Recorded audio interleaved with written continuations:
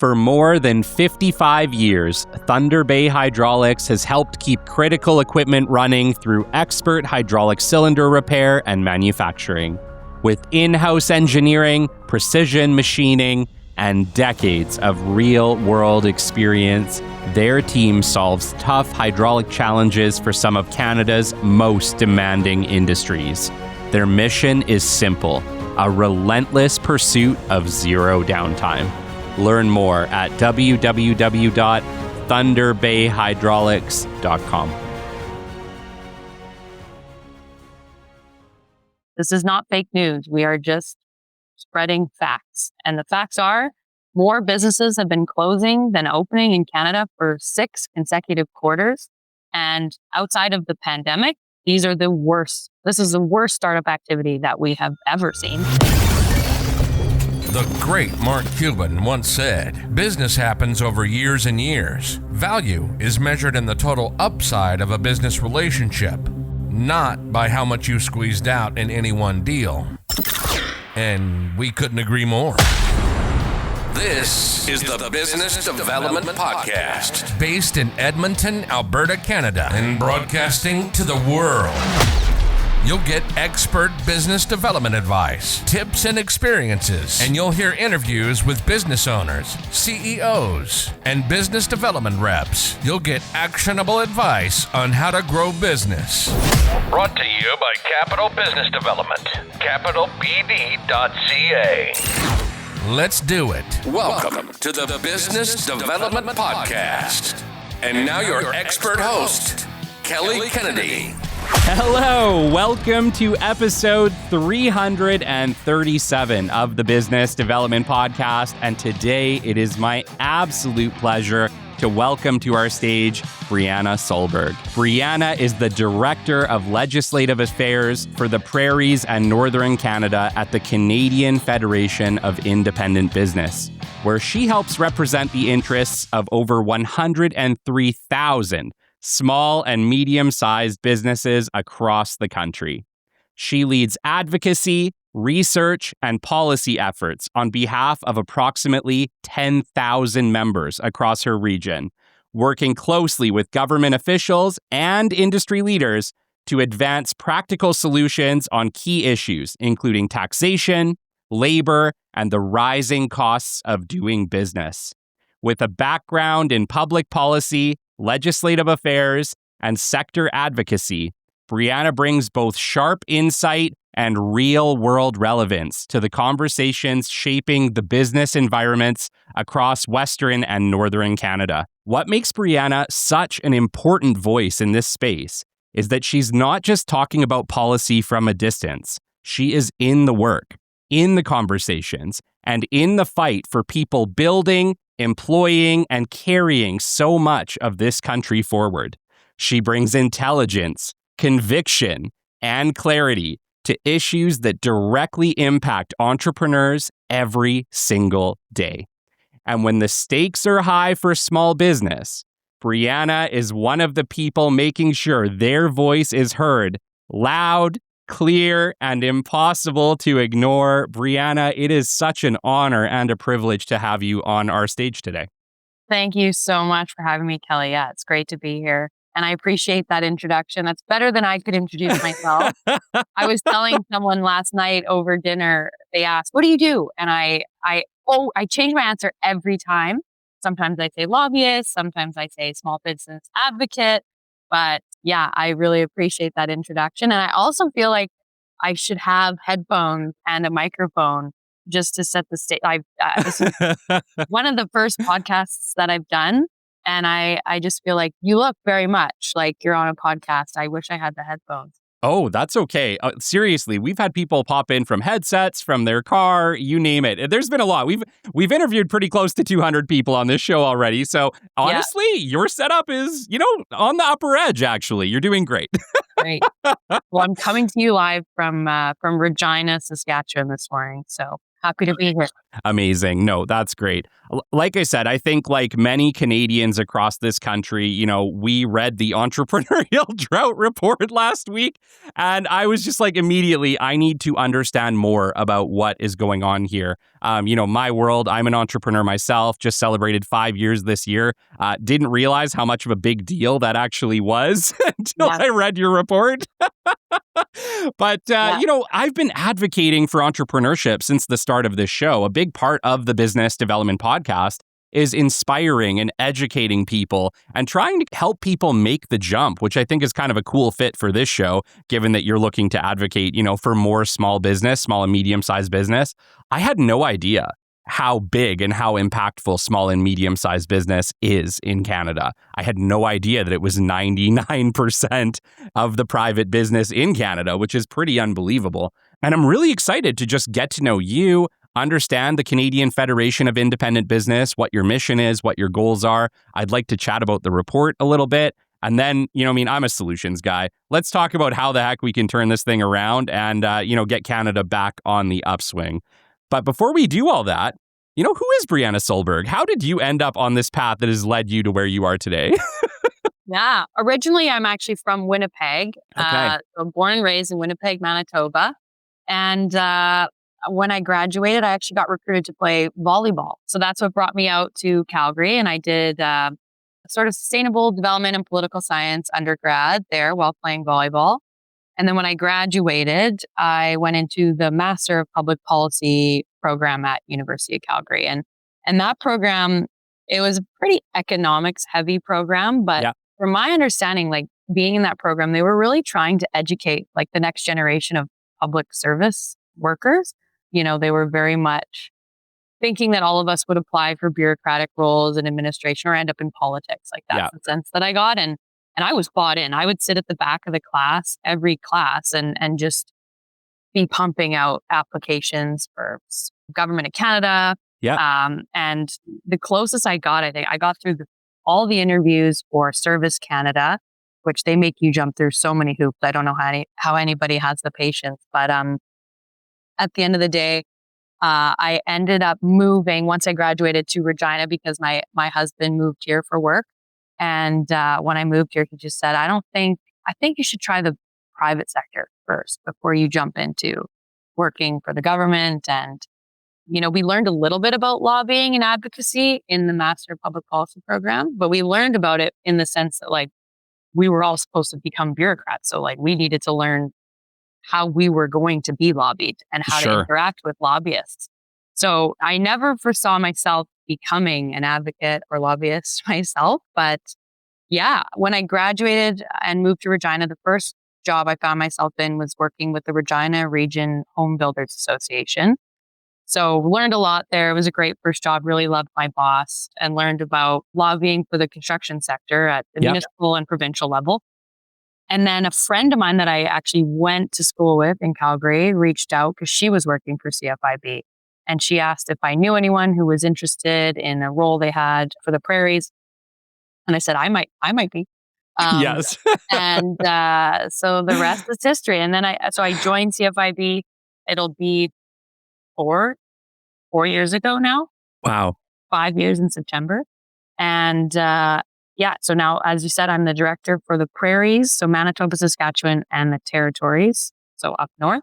Yeah. And like the learning experiences and the rooms that I've been able to sit in, just being in this role, like I'm so fortunate, and I really have appreciated everything that CFIB has allowed me to do.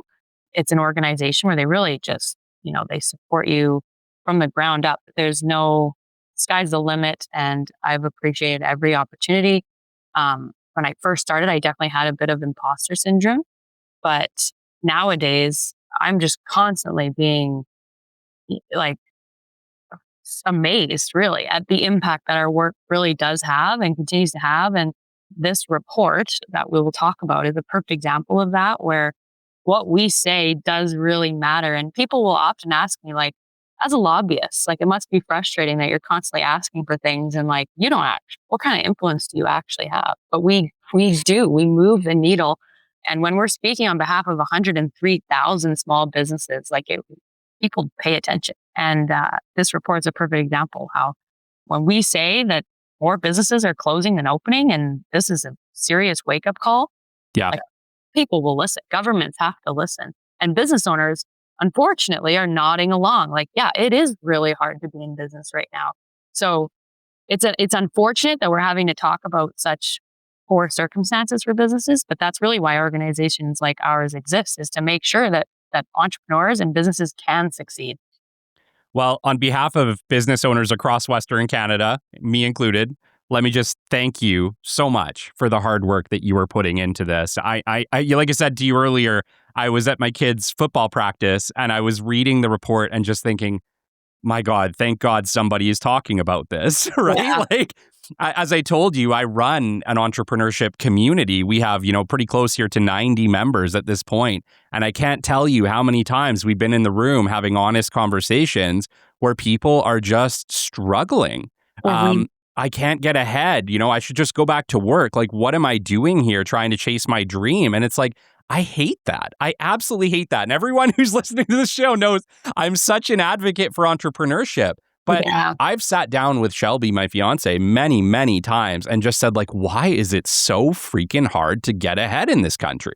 And that's how it's felt. Honestly, to me, it's felt like I'm killing myself. I'm working harder than I ever have. We have multiple arms to our business. Yeah, we're surviving. We're getting by. But we are definitely not, thriving in business in Western Canada at this point. And I think it is important that we're having these conversations and that hopefully, governments start to pay attention, because I wasn't even aware of how powerful small business was in Canada. Yeah. And you mentioned the stat earlier, small to medium-sized firms. So that's what CFIB represents. Yes. Anyone with less than 500 employees that's a Canadian-owned corp can join our organization.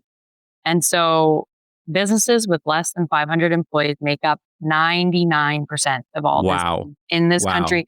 And they employ around 60% of all private sector workers. So this is really when they say, I know it sounds cliche, but to say that small businesses are the backbone of the economy, or what we call the foundations of our economy, it's true. Without them, where do people work? Where do people get the services that they need? They pay local taxes. They support local charities, sports teams. They employ people within the community. And it's really unfortunate that they seem lately, what we hear from them is small businesses are too often an afterthought in policy decisions, as governments tout big subsidies for large businesses, and they tout massive investments from mega corps. And they're saying this is economic development, this is growth. We have people coming in, Kraft, Heinz, Coca-Cola are coming in and investing billions of dollars, and that's what we're calling economic growth. But what about the 99% of businesses who say, we can't grow, we can't expand, we're not investing because it's too uncertain? Yeah, absolutely. And, I guess one of the things that I think maybe is important for, governments to remember is that it's private sector money that's paying for their jobs, right? All of these government employees in public sector, we absolutely need them, but that money is coming from the private sector. So if the private sector dries up, guess what? Those jobs are going to dry up in the public sector too, because they're simply not sustainable. And not sustainable is very accurate. And it's we're seeing a shrinking of the private sector and a bloat in the public sector. And so it is not sustainable. Then something has to change for sure. Absolutely. We're going to get into that, but I'd actually like to spend a little bit of time on the Canadian Federation of Independent Business. I'll be honest, I knew very little about this organization ahead of doing the research for this show. I don't know whether I have my head in the sand, Brianna. I might, but it has not come up much on the show. And so I think what you guys are doing is incredible. And I would just like to spend a little bit of time on the organization itself. Tell us a little bit about the Canadian Federation of Independent Business. Sure. Well, I think that now it might be a bit have you heard of that red Honda theory? Where now I'll see it everywhere. We are kind of everywhere. But really, it's Canada's largest association of small to medium-sized businesses. As we've mentioned, we have 103,000 small business members, those with up to 500 employees, all sectors of the economy. They obviously have to be Canadian owned, and it's across all provinces as well. There's a me. I'm the director for the prairies, but there's a me in every province. BC has a director. Alberta has a director. Ontario, Quebec, Atlantic. And really what our job is to serve as the voice of small businesses. So we're very grassroots in the sense that all of our advocacy efforts are based on what we hear from our members through our surveys. That's what Okay. really gives CFIB a lot of our credibility, is that we have the data to back up everything that we're saying. We don't take a policy position unless our members are telling us that that's what they support. And so our research department is top notch. We produce monthly surveys, and really we are constantly taking the temperature of the small business sector. Yeah. And our job is to serve as their voice. So making sure that policymakers and governments and decision makers know what are the circumstances that small businesses are facing right now. And if it comes to policy, getting feedback on policy that's been implemented so that we can hopefully change it if necessary and make sure that it works for small businesses, or stopping bad policy before it happens by being consulted in the lead up. And at the end of the day, I spend a lot of time really just trying to frame our members' perspective for governments, who they're the ones making all the decisions at the end of the day, but we just hope that they're informed decisions. And yeah, that's what CFIB aims to do. And we're a little bit different, I should say. So we're a little bit different from like a chamber of commerce. That was going to be my next question. Yeah. Yeah. So first of all, in the sense that our members are all small to medium. So we have no Okay. big businesses as our members. We are completely membership funded. So we get no government funding at all. Obviously, we're nonpartisan as well. So we will work with any political party, regardless of their stripe. And we do have good relationships with all parties. And really our job is to criticize bad policy and to encourage good policy, regardless of which party it comes from. Yeah, we also aren't technically, like, chambers provide a lot of networking opportunities for their members. Yeah. We're not really a networking organization, but what we provide is the advocacy. That's my job. And then we have business resources. So we have people on the phones all day ready to take calls from business owners to help them solve their problems. So we Amazing. recognize that small businesses don't have compliance departments. They don't have finance departments or administrative departments or human resources. So we have people on the phones all day ready to help business owners walk through an HR situation, whether they have to hire somebody, fire somebody, help them figure out how to file their taxes properly. Like, literally, you could imagine during COVID, it was like helping all day, like around the clock, helping business owners figure out what to do, what they're eligible for in terms of support. And then we also have savings and partnerships. So we have partnerships with many organizations that see the numbers that we have behind us and say, okay, great, I want to work with CFIB because I'm going to provide a discount to their 103,000 members. So Payworks, TELUS, discounts on gas, on airfare, hotels, payment processing, obviously, as I mentioned, telecommunications, but all those things that businesses really need and are an expense. We look for partnerships so that we can provide discounts on those things for businesses. Shipping is another one. Wow. Okay. I would make the argument that you're actually like a chamber, but on steroids. I would make the argument that because you're absolutely right. Like, chambers are great. I've been part of many chambers over time.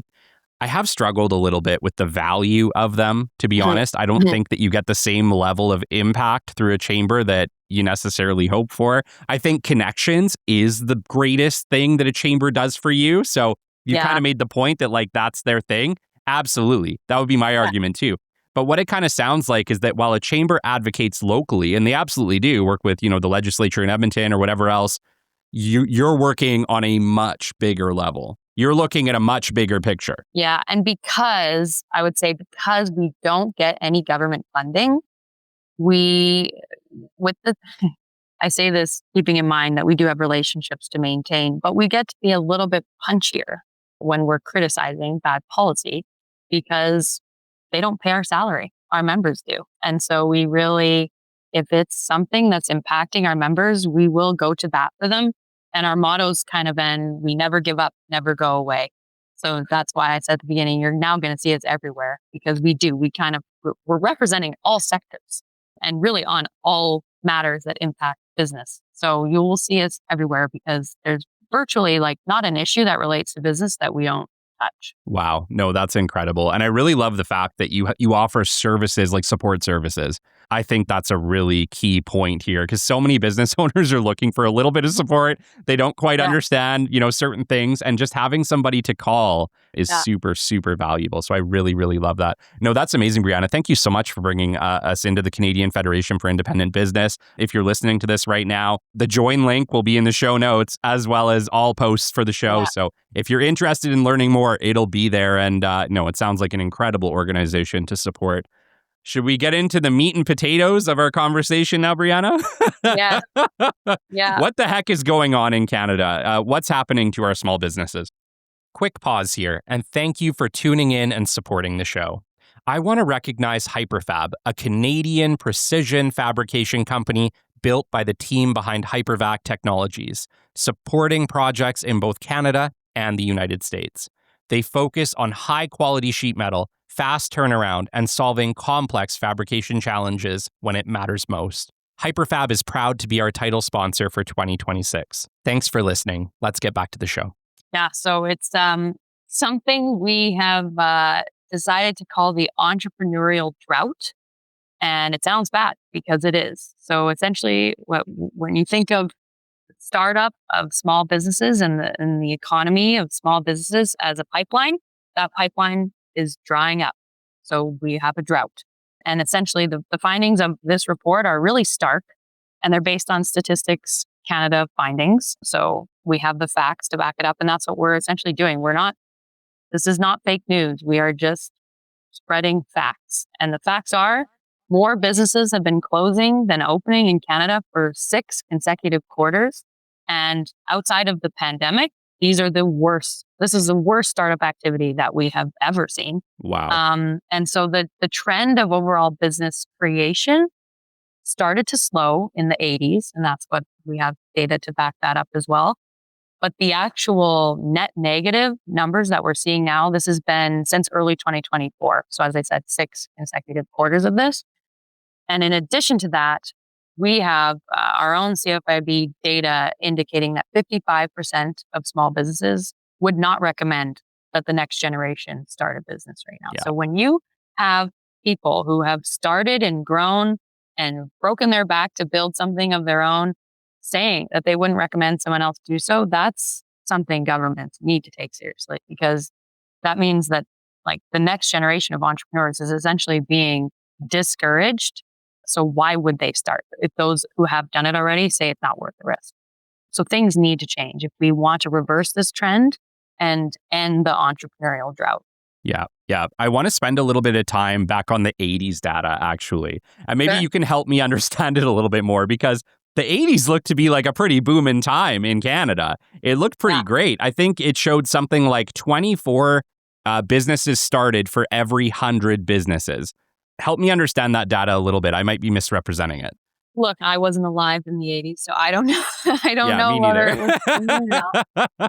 But I think what just generally started to happen was maybe with the I don't know, maybe it was the technology starting to boom and people seeing that the economy was going in a different direction. People were optimistic. Yeah. Maybe more access to information meant that like some people started seeing certain jobs as obsolete. And I think it started to create a lot of maybe new innovation. And so people looking to get into different roles. But I think I'm totally speculating here because I actually don't know. But maybe a lot of businesses that were starting up at that time grew fast and employed a lot of people. Yeah. So you have a lot of big business. It drives a lot of economic growth. But, what we're talking about is small businesses. So restaurants, hotels, whatever. I think that maybe the need for services wasn't there. I don't know. Maybe everybody was going to work in factories. Yeah. But really the overall creation the trend of business creation started to slow in the 80s. And that is the data that we have. So I don't know, something flipped in the 90s where weaker startup activity. And really what we're seeing right now is also tied to the fact that we have an aging population. And a lot of these people who did start these businesses are exiting. to retire. Right. Yeah. And that's also what the report does get into is, yes, we're seeing what we call unhealthy exits, where businesses who can't make it through are having to close their doors. But we're also seeing healthy exits, where businesses that are completely viable are simply just ceasing to exist because they can't find someone to buy that business, or, they didn't have a succession plan. We know that succession's huge. There's $2 trillion worth of assets are set to change hands over the next decade because of all these people aging and nearing retirement. Yeah. And we can't afford to fumble this. We know for a fact that only 9% say that they have a formal succession plan. So I believe it. That is very serious. And without one, it's like they just expect someone to show up and be ready to purchase their business. But 55% of people are saying they wouldn't encourage someone to buy a business. So why would someone show up just to buy their business? And really what we are seeing is this trend of private equity firms coming in and scooping up every business in a certain sector, what we're calling a roll-up. And it's all sectors: finance, pharmaceuticals, grocery. We've seen the market come to be dominated by a few large players. And, more often than not, they're American private equity firms because they have the capital to do so. And so it's a very concerning trend that, a lot of these small businesses that did start and grow in Canada are now no longer Canadian owned because they're owned by an American private equity firm. So that's obviously another thing to be very cognizant of. And I think government's finding a way to encourage the next generation and find ways for succession to just be a lot smoother here in Canada. Yeah. That's going to be absolutely necessary. I love that. And I've talked with so many entrepreneurs, and you know what I think a part of it is, Brianna, is that they don't want to quit. And they don't plan for it, because then that's kind of it somewhat admitting that they have to quit, right? Yeah, and so many of these entrepreneurs have worked so hard to build these businesses. They're going to live forever, right? And nothing bad is ever going to happen to them. Yeah. And then it does. And suddenly, oh crap, we didn't have a plan. So I think maybe a little bit more advocacy from the government on helping these entrepreneurs make a plan, on encouraging and providing support systems to do so would be valuable. The other thing I wanted to talk about was specifically private equity buying up Main Street, because that was a part of the report that kind of resonated with me as someone who grew up in a small town, literally had a Main Street, and is seeing all of these companies pop up that are larger companies now, right? Replacing all of the smaller tourist organizations or banks or whatever else. Bring me into that. What happens when private equity starts to buy up Main Street for the other business owners? Is it a negative impact? Yeah, I mean, obviously, we understand that for the businesses who are striking these deals, it's because the private equity firms make them an offer that they can't refuse, right? So it's not their fault. I think ultimately, though, what we do see when you see heavy market concentration and you see few players control the majority of the market, it decreases competition, it decreases innovation, it further deters new entrepreneurs from entering the market and taking a risk. Yeah. They're competing against someone who has a private equity firm backing them. So it really does. It threatens overall innovation and competition for sure. It basically creates a moat that smaller companies who maybe could have, are straight up just choosing, I don't want to compete against H&R Block, or I don't want to compete against mom and pops, donuts or whatever. There's no point. Yeah. And then we're seeing it more and more too, right? The competition.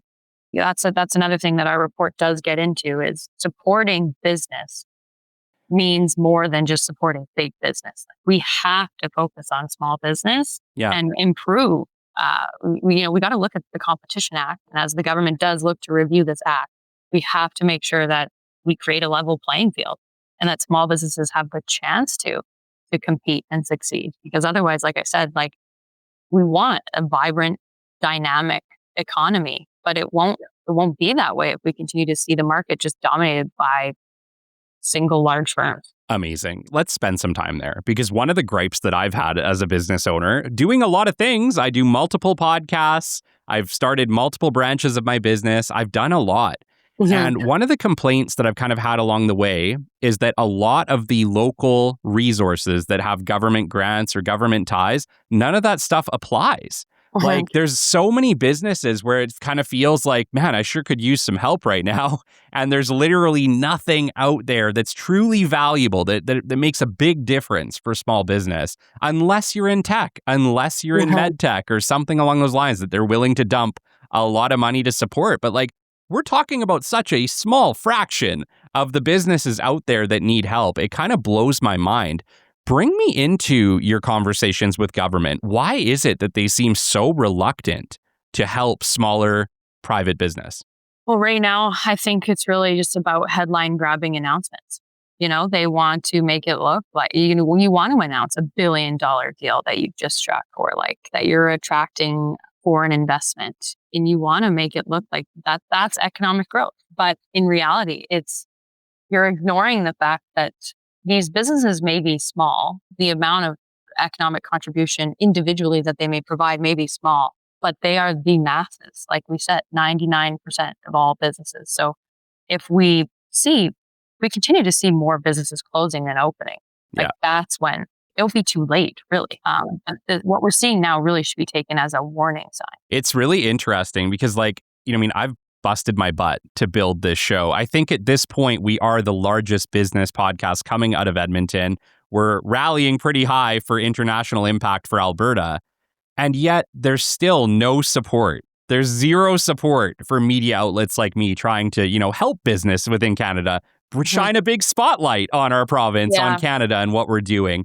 And there's absolutely nothing out there for us. I was so proud last year. We won a Signal Award, an international award.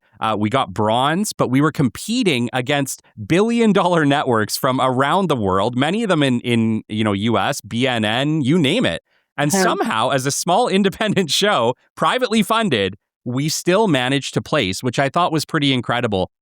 Nothing. Not a single reach out from anybody, no news, just swept completely under the rug as a small independent business making a huge global impact, which really surprised me, honestly. Yeah. I was kind of shocked. Yeah. And I think that just goes along with this trend that we're seeing. The majority of businesses saying that they feel unsupported by governments. They don't believe that their government has a plan to support entrepreneurship.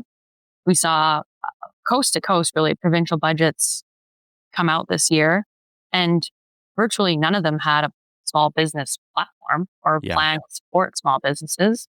And I think really what also is contradictory is that once your business does grow beyond a certain threshold in this country, your costs increase significantly, your taxes increase significantly. So businesses are almost encouraged to stay small to avoid massive jump in their tax burden. But at the same time, there's no support for small businesses. So governments are almost thinking well, they'll succeed if they can make it, they'll grow, and then once they grow to a certain threshold, then we'll take them seriously. But really, what we're talking about, this weak startup activity that we've been seeing, is extremely alarming. And so, one of the things that CFIB has consistently been pushing for is on the small business corporate tax rate threshold, to have the federal government reduce the rate from 9 to 6%. And then in addition, to raise the threshold to 700,000. Right now it's 500,000. So just allowing businesses to claim more income and hold on to more of that capital at a lower tax rate. That would be amazing. And then provincially, we're hoping to see all provinces reduce the small business corporate tax rate to 0% by 2030, and increase their thresholds to 700,000 as well, just to promote growth. And businesses could really use that capital to reinvest, hire, grow. 100%. One of the things that surprised me the most when I started my business was how much money I had to make just to get by. Just to get by. I think when I was younger, I thought, if we make 15 or 20,000 a month, we're thriving. Life is great, right? holy crap, you need to make like 15 or 20,000 a month just to pay yourself and put a teeny tiny amount of money in the bank.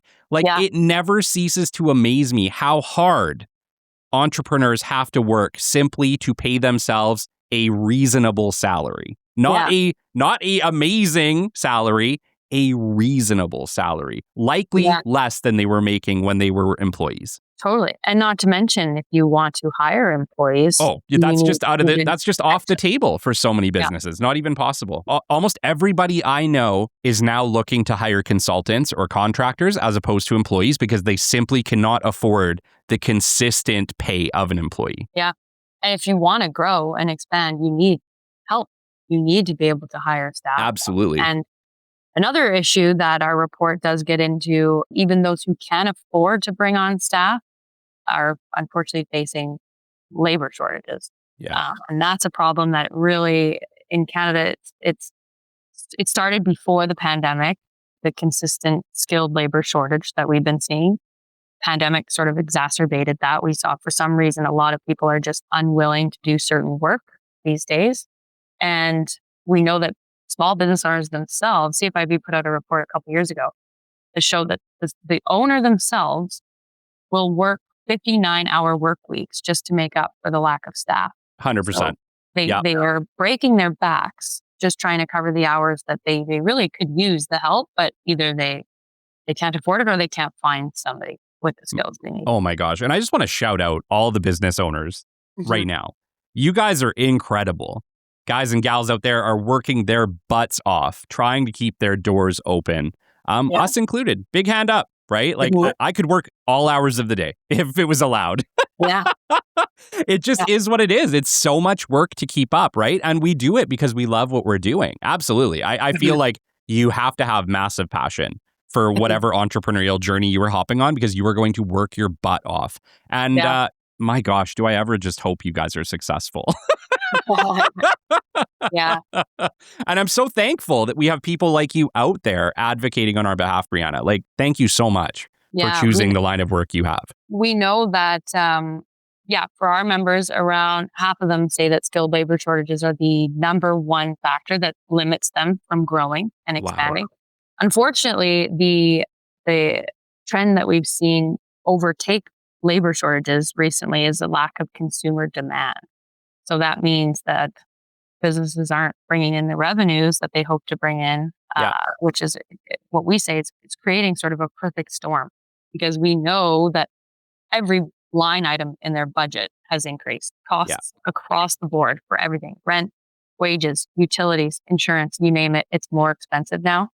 At the same time, we have this alarming trend where consumer demand has been decreasing because consumers are facing the same affordability pressures, right? We know that when budgets are tight, discretionary spending is often the first to go. And so people are looking to keep their cards close to their chest and save money wherever they can. So we're not, by no means are we saying that consumers are not making the right choices. We know they're doing what's best for themselves. But at the end of the day, it's like, why is it that small businesses can't offer as competitive pricing as Walmart or Amazon? And it's because like we said earlier, there is not a level playing field and the cards are stacked against them, and the ability for these small businesses to keep their prices low and competitive is it's impossible. Completely eroded. Yeah, it's impossible. Yeah, no, and I mean, as somebody who's a business owner and a parent and running a household, absolutely, we have had to cut back. We've had to make choices that have been really, really hard on things that we enjoy, things we love to do, vacations. We haven't been on vacation like 2 years. Like, it just is what it is. There's not a lot that you can do at this time economically in order to get by. And so I completely understand that. And you're right. So like, if you're having to make those choices at home, remember that your clients as a small business are also making choices on like, how do we keep the lights on? How do we keep feeding our 500 employees? Imagine that at scale. And they're having to make hard choices. And some of those hard choices are, we can't hire you as a consultant anymore. We can't pay for your service anymore. We have to find other solutions. And so you're right. It's like a cascading effect, is that it's hurting everybody along the line, not just big business, but big business, medium business, small business. and the average person. Yeah. And one thing to sort of trying to promote shopping local and supporting local, the stats that we try to remind people of, this came out in a CFIB report a couple of years ago, 66 cents of every dollar that we as consumers spend at a local business will stay within our local community. Wow. That's through, these businesses are paying local property taxes, local income taxes. They're paying their employees who then go on to pay their own local taxes. So that money stays within the community, as opposed to if you choose to shop at a large multinational, only 11 cents of that dollar will stay in your community. Wow. So that's huge. And really what we're seeing is this trend where consumers feel like they have no choice but to follow the discount, and they'll go shop at the large multinational, but then it just perpetuates the problem that we're seeing because that money doesn't get circulated in our economy. Oh, man. You know what's kind of scary about that, Brianna? Is that like people don't think of the impact they're having to their own towns and cities, right? Like it's not something that really crosses your mind.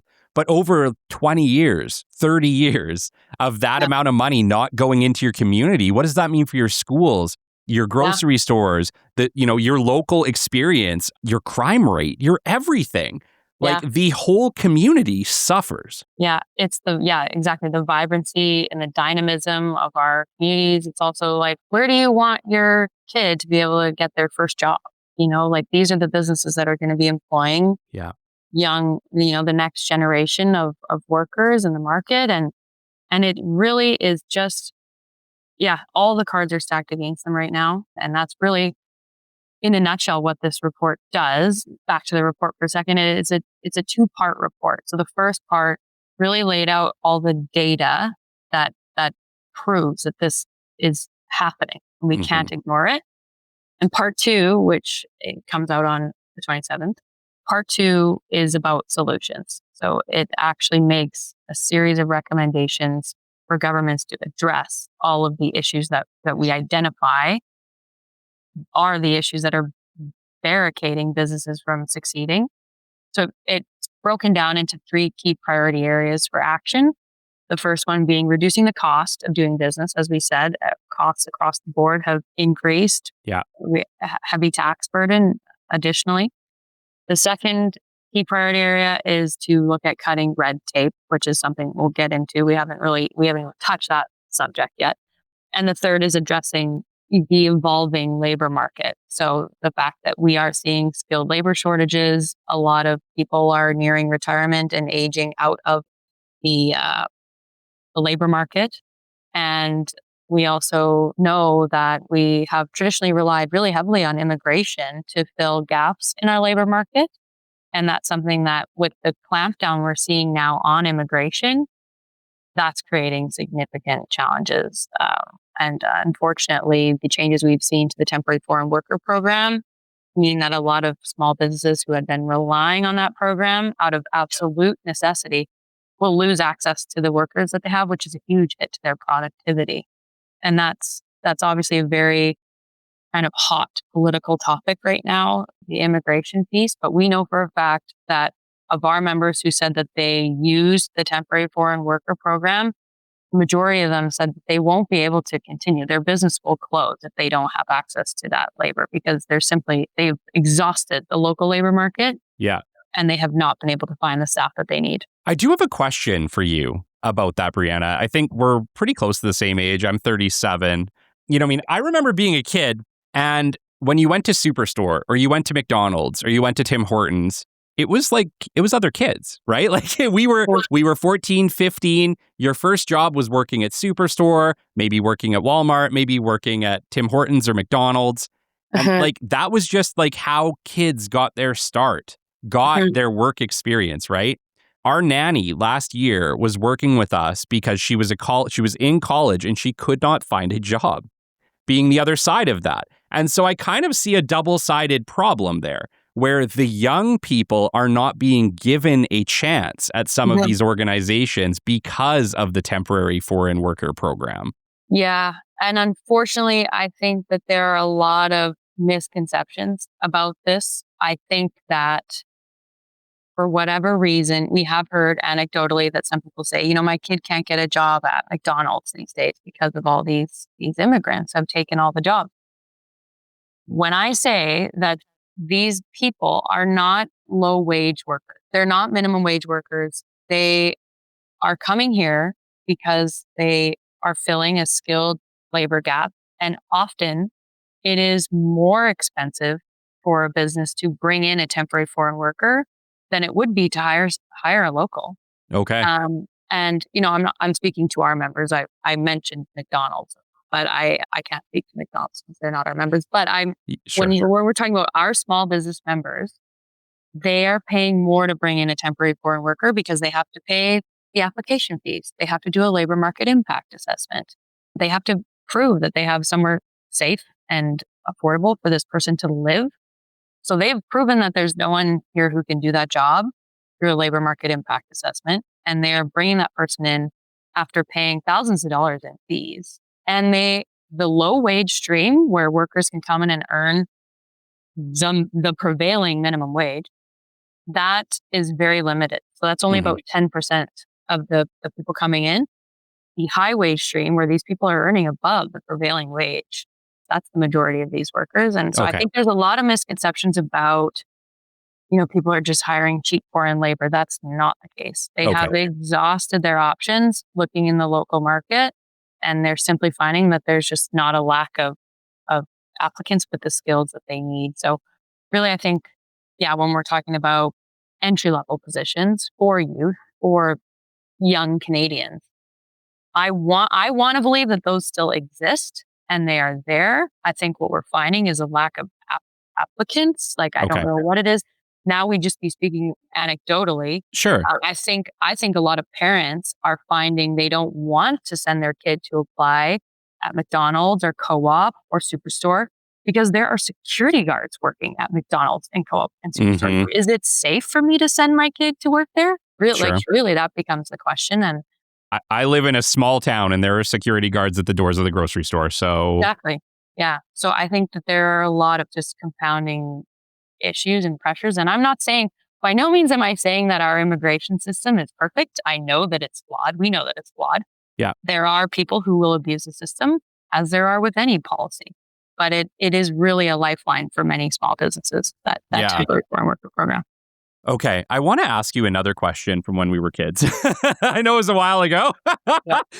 When I was 14 or 15, the minimum wage was like $7 an hour.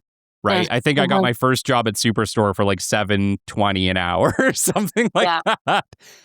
That made a lot of sense. That was a great deal for a young guy to get work experience, have a job, have money in my pocket to go buy a skateboard or t-shirts or whatever else I wanted at that time. Right. Yeah. Yeah. How has the minimum wage increases hurt small business? Yeah. So again, maybe another sort of controversial topic where we know that affordability pressures are really difficult for people. And, on the opposite side of what organizations like ours are saying, we know there's people advocating for a living wage standard where they're saying that the minimum wage doesn't meet the wage that's necessary for people to just live, so meet their basic needs. I'd agree with that, right? Yeah. But it was never designed to either. No. And what we say, like minimum wage increases do impact our members, but in not the way in which people would think. The majority of our small, medium-sized business members are paying above the minimum wage. Like they need to in order to attract and retain labor in this market.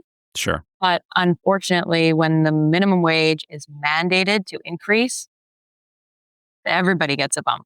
Like businesses then can't get away with paying what they were, because if minimum wage is increasing, everybody's wages across the board will typically increase. And that's where it just inflates. It becomes inflationary because now the wage that person is earning may not have the same purchasing power, because in order to pay those higher wages, businesses have to increase their prices. Yeah. So it does create sort of a vicious cycle. And not to mention that the people earning minimum wage are often like, this is their first job. These are youth entering the labor Exactly. market. 100%. So if you increase the minimum wage, all of a sudden, I don't want to hire a 14-year-old to do that job anymore. I want Or to you hire. can't, or you simply can't in this Exactly. economic situation.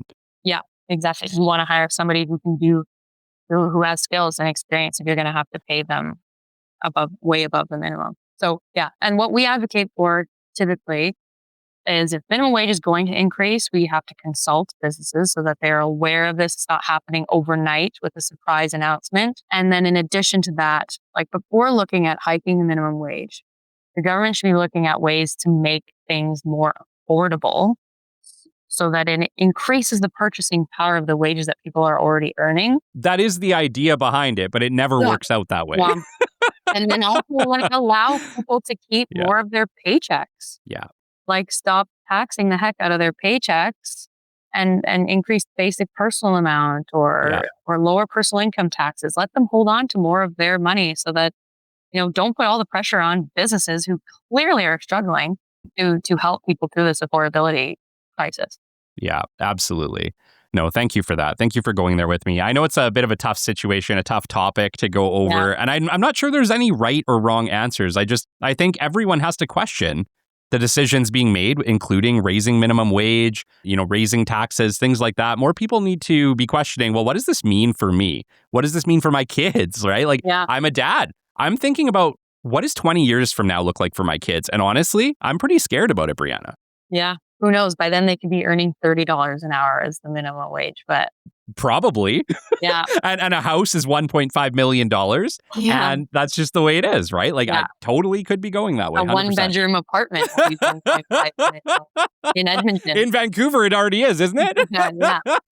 Yeah. I know my first job, I think I was earning $9 an hour, but I got tipped out. I was working at PEG in Winnipeg, and I thought I was making bank. Oh my gosh. When I was in college, I worked at Mr. Mike's. So I was serving and bartending there too. So I remember that. That time. Yeah. And then I moved to Alberta and I got a job at a cafe and I was making their minimum wage was $11 an hour. And compared to all my friends back home, I was like, you guys, I make so much more money than you. Living the Alberta dream, Brianna. Oh, goodness. No, this has been incredible. Okay.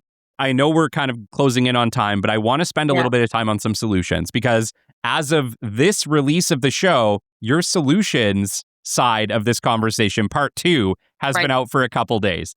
Let's talk about what are the solutions to this challenge. If we were to look at maybe, you mentioned there's 3 parts to it. The 3 parts, what are the 3 major things that could make an impact and turn this thing around for us? Yeah. So as I said, the first part is to reduce the cost of doing business. So finding ways to lower the cost burden that small businesses are facing. I know it's obviously one of those would be cutting taxes. As I mentioned earlier, increasing the small business tax rate threshold, decreasing the small business tax rate. We know that payroll costs, CPP, EI have increased for businesses. So even if they do want to hire and bring on more staff, it's becoming more expensive to do so. So that's a cost they can't afford to take on. And there are a series of recommendations to reduce the cost of doing business and just make it more affordable. Because right now, why would someone take the risk and leave their day job if they knew that they were just going to end up in massive debt in a year from now? So that's the first part. The second one we haven't talked about yet is red tape. So this is red tape and regulatory accountability is something that CFIB, this is one of the main things that we push. Our organization puts out what's called a red tape report card every year where we grade all the provinces, or we don't grade the territories, but all the provinces and the federal government get a grade on our report card every year on how well they're doing to decrease the regulatory burden that small businesses are facing and basically just free up time and money for businesses so that they can spend time actually running a business and not filing paperwork. And that is like what we want to see from provinces across the country is what we call a 2-for-1 rule. So for every new regulation that gets introduced, we want to see 2 cut. And in order to do that, it means that governments need to have a very solid understanding of where they're regulating and why. Yeah.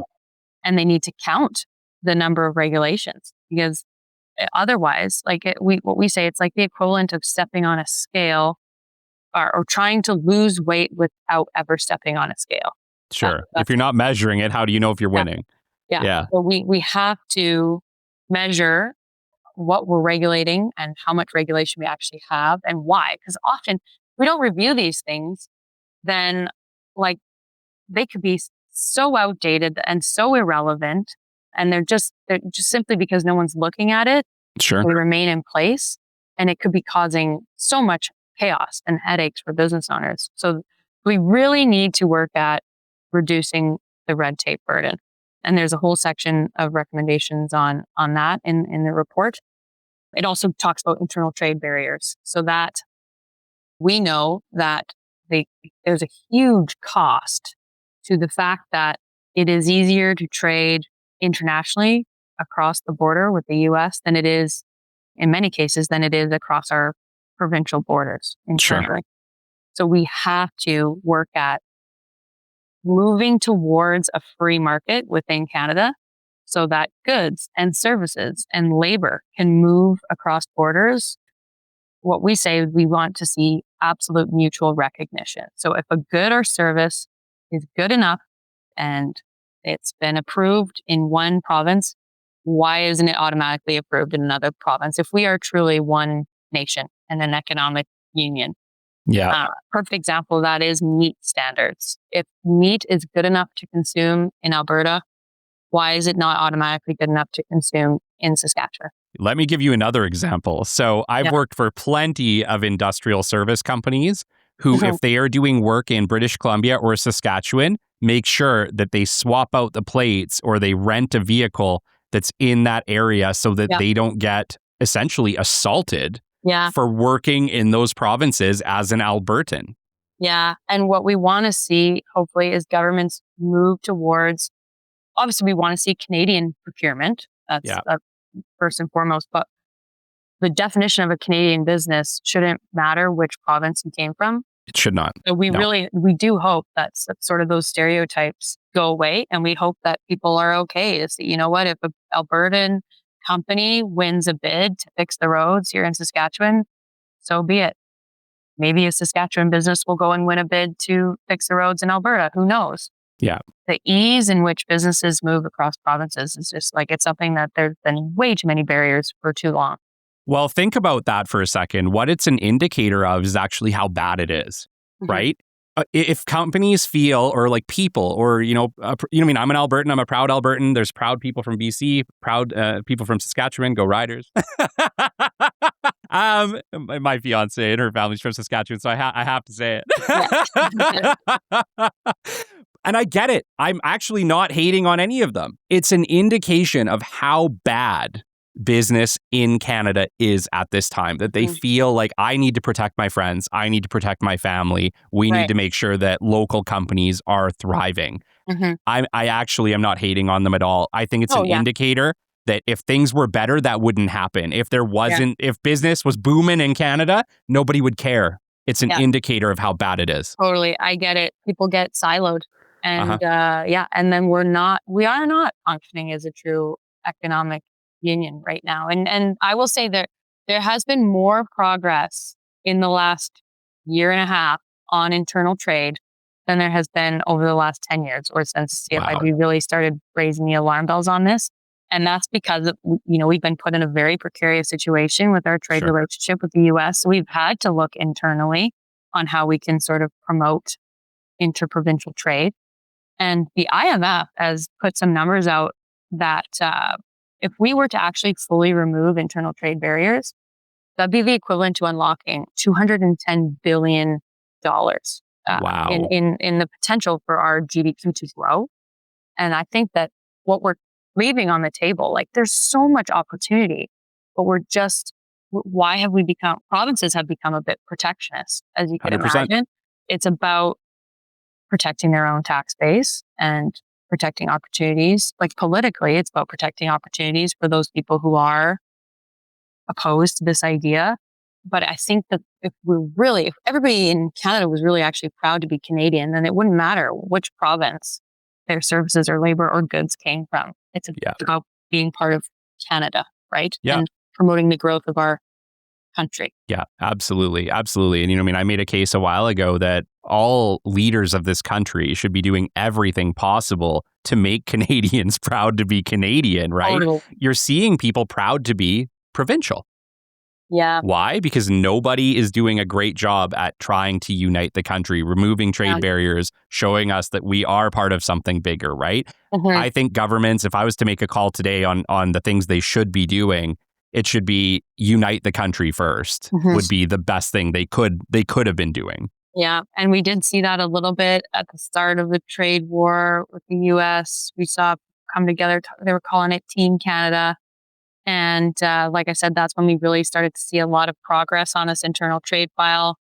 Trade ministers from across the country still get together and talk about these things, it is good. I think we're moving in the right direction. I think we just saw this week that provinces are moving very close to the point where interprovincial alcohol trade and sales will be basically a free market now, which is good because there's been a lot of barriers in terms of restricting alcohol sales. So there's progress happening, but still, even with this historic Pan-Canadian Mutual Recognition Agreement we saw introduced last summer, provinces have still taken it upon themselves to introduce carve-outs for their own, to protect their own provincial economies. And what we need is we need to get away from the carve-outs and just move towards total mutual recognition. Absolutely. But, you're talking about they're doing that on purpose. And they're doing that because there's a systemic problem across the whole country that makes it impossible for them to make that choice to truly open the doors. Because if everyone doesn't do it, now only some are benefiting. Totally. And I think also, some businesses may be afraid to, if you open the market up now, all of a sudden a business here in Saskatchewan isn't just competing with businesses in Saskatchewan. They're competing with Alberta businesses, BC businesses. Who are all going to be bidding for the same contracts. But I think it will just, from our perspective, the economic potential for it to boost competition, innovation, and growth. 100%. You'll have to scale. You will have no choice. And not to mention, we were talking about labor shortages. In a true free market in Canada, labor would be able to move across borders without needing to be recertified or, WCB is a huge thing. You need to be registered with WCB in a certain province in order to work in that province. But if we're getting rid of internal trade barriers, then a labor could just come and work on a contract in Saskatchewan and then go back to Alberta, and it'd be no problem, right? So it would help a lot to deal with the labor shortages that we're seeing. I wish you the best of luck on that fight, Brianna. On all of these, really, it's a lot of work. It's a lot of work. But this report really, I think, we said it in the beginning. I can't believe the waves that it's been making and the fact that it's been sort of dominating the headlines. I'm really, really excited to see that because I hope that it means that people are going to start listening. Policymakers are going to start listening. One last question I want to ask before we wrap up, because pretty much everything. Are you tired yet? Everything that we've been talking about so far has really been on the policy side, on the government side of things, right? Mm-hmm. Is there anything that business owners can start doing today that's in their control? Oh, that is a hard one. Oh, join CFIB. Yeah. That's what my short answer would be. We have a petition out on this that's tied to our Entrepreneurial Drought report. And really what we're looking for is business owners to add their voice to what we're calling for governments to stop crushing small businesses. That's literally what the petition is called. And I think that's the number one action that we'd hope to see businesses take is to sign that petition and join the masses of other small businesses who are trying to send the same message that you're sending, that it's just simply too difficult and you don't want to do it alone. Join CFIB. Yeah. Yeah, incredible. Brianna, this has been so great. Thank you so much for an incredible conversation. Once again, thank you for your advocacy work. Thank you for the work that you are doing. For people listening right now, Canadian Federation of Independent Business, there will be links to join. It's reasonable, same cost as a chamber pretty much, depending on your employee size. It's lower, and I think it pays for itself if you're saving. Yeah, yeah, absolutely. Yeah. Brianna, this has been incredible. I wish you the best of luck on your rounds. I know you probably got 1,000 other interviews here to do over the next couple of weeks, but it was really great getting to know you. Yes, appreciate it so much. And thanks for having me. And we'll keep you posted on our fights. Please do.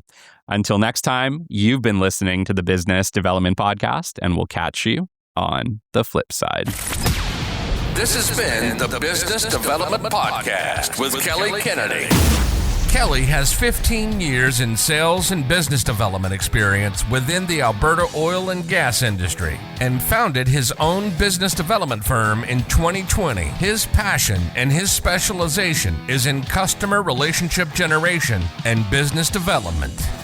The show is brought to you by Capital Business Development, your business development specialists.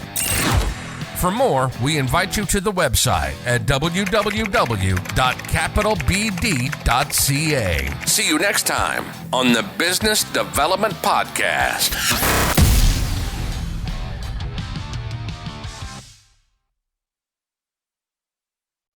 Imagine pulling into your garage and watching your car disappear into the floor or rise into view like something straight out of a movie.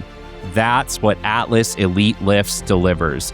Atlas creates stunning car lift systems designed for luxury homes, high-end condominiums, premium dealerships, and commercial spaces where design matters. These systems are not just engineered for performance. They're designed to become part of the architecture itself. And honestly, it's something you have to see to believe. So beautiful, it's Batcave ready. Visit www.atlaselitelifts.com today.